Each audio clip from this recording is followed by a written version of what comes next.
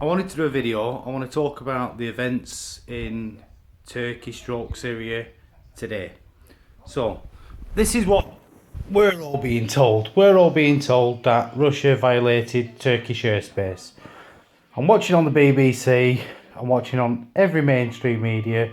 Russia's the bad guys. So, let's have a look at it in a bit of detail.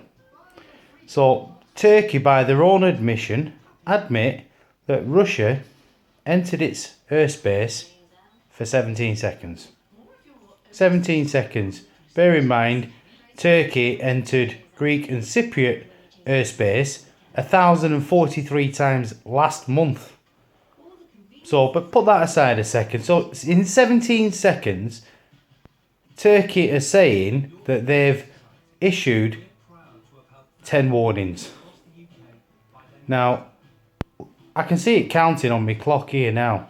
So, let's just say a warning is you need to leave our airspace. So, you need to leave our airspace.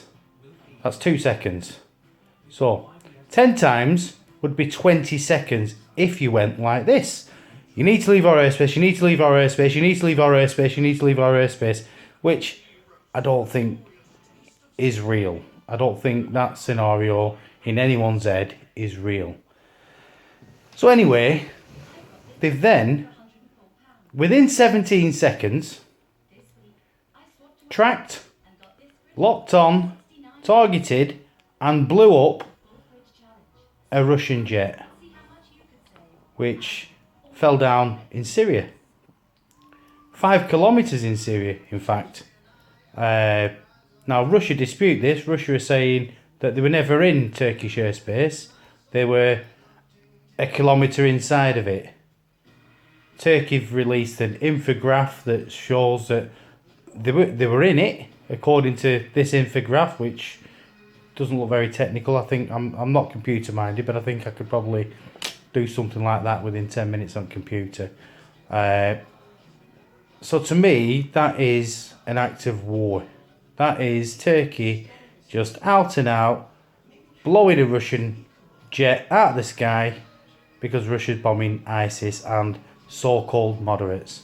Now let's look at these moderates. These are moderate people that don't agree with the Syrian government. I don't agree with UK government, but I'm not going to jump in a tank and start blowing them up.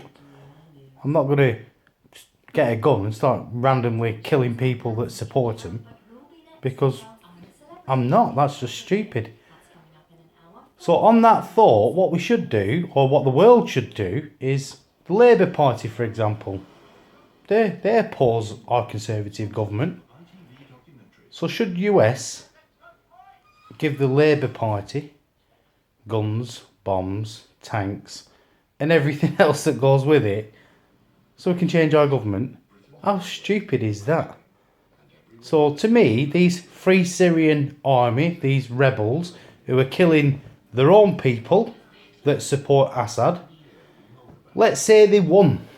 Let's say they won the war and these Free Syrian people took over the country. You can never oppose them. You can never ever oppose them, ever in your life, because they kill you. Because they're just proving now that if you support Assad, they'll kill you. So please just tell me who are a Free Syrian Army or Turkmens or whatever name you want to call them, because a terrorist is a terrorist is a terrorist. If you're going around shooting people, bombing people, blowing people up, you're a terrorist. And like the acts of what these so-called Turkmen rebels have done today is by shooting guys that are suspended in air on a parachute, shooting them dead. That's wrong. Because they're just supposed to be normal people. Well, they're not very democratic. They're not people that I'd want to run my country. In fact, I wouldn't want them to run a pub. They might run a country. So why are we supporting this Free Syrian Army? Why is the UK, US, France, Qatar, Saudi Arabia and everybody else supporting the Free Syrian Army? Because these people, they're not any different. They act the same. You heard them on the video. Allahu Akbar. when the Russian pilot's dead. And when they blew the helicopter up, they're all jumping around like fucking nut jobs. So let's call it for what it is. There is no Free Syrian Army. If anybody wants to put a political challenge to Assad, then do it politically. The stage is set. Geneva's there. I don't know how many invitations you need. I mean, I'm just a lad from Preston. But I can see it all over internet that you've had so many invitations to come to a party, to come and sit round a table, tell us where you are, tell us what you want to achieve, try and achieve it diplomatically, not militarily, but you don't.